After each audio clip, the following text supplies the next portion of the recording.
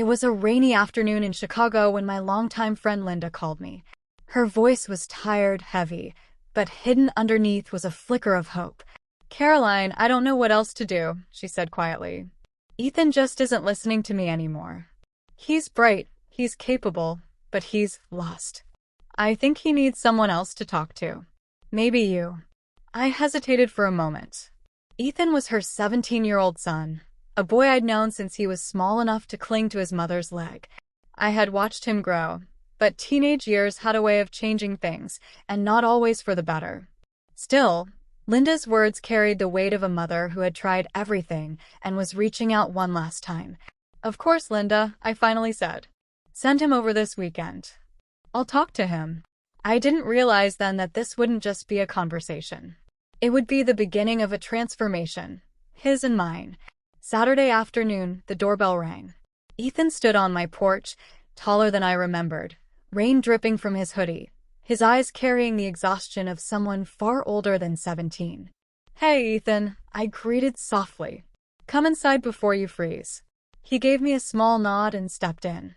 I led him to the kitchen where 2 steaming mugs of hot cocoa waited. His lips curled into the faintest smirk.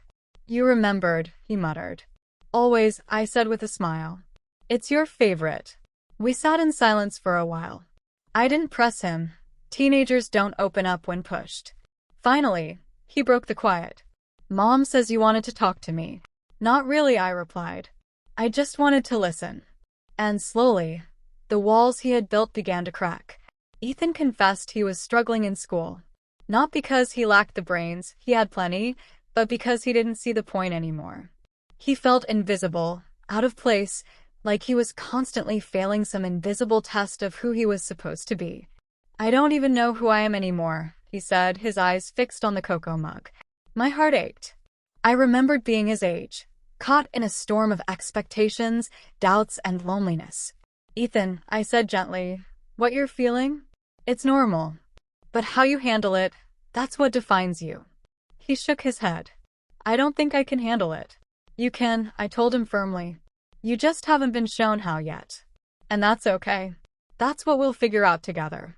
From then on, Ethan came by on weekends. We didn't frame it as mentoring. We just talked. But our talks turned into lessons. "Do you know what self-discipline is?" I asked one rainy afternoon. "Doing stuff you don't want to do," he guessed. "Close," I said, smiling. "It's choosing what matters most over what feels easiest." So we practiced with little things, waking up with his alarm, finishing one task before turning on video games, writing down goals and crossing them off. At first, he resisted. "This is stupid," he'd grumble. But slowly change came. Small victories appeared like cracks of light through a dark sky. He turned in homework on time. He made peace with a teacher. He even helped his mom around the house without being asked. The shift was happening. One afternoon, I asked Ethan to help me fix a wobbly table. "I'm not good at this," he muttered, fumbling with the screwdriver. "Then learn," I said simply. "Nobody's good until they start." He tightened one screw, then another. Slowly, the table stopped wobbling. He stepped back, staring at it in disbelief. "I actually did it," he said, almost surprised by himself. I smiled. "Of course you did. You just needed to try." And in that tiny moment, over a table of all things, I saw something ignite inside him. A spark of belief. Change, of course, is never a straight line. A week later, Linda called me in tears. Ethan had skipped school and gotten into a fight.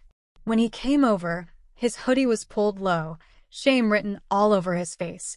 "I messed up," he whispered. "Yes," I said firmly. "You did. But mistakes don't define you. What you do after them does." That day, he cried for the first time. Not from weakness, but from release. From realizing he still had the chance to choose better. And after that, he did. Over the months, Ethan changed in ways that stunned me. He studied, not for approval, but because he wanted to succeed. He joined the basketball team, found a group of friends who lifted him instead of dragging him down.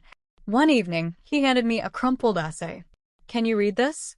It was about resilience, about falling, failing, nearly giving up, and then finding the courage to rise again. At the bottom, his teacher had written, "Excellent work. Keep going." I looked at Ethan, pride swelling in my chest. "I'm so proud of you," I said. He gave me a shy but steady smile. "Thanks for not giving up on me." Looking back, I realized Ethan's journey wasn't just about him. It was about me too. He taught me that sometimes, all someone really needs is a person to believe in them, to stand beside them when they stumble, to remind them they're not alone. Ethan didn't just grow, he transformed. And in the process, he reminded me of the quiet, unshakable power of patience and compassion. Linda thought I had saved her son. But the truth? He saved me too. Because I'll never forget the lesson he left behind. Sometimes, the greatest victories come from the smallest acts of belief.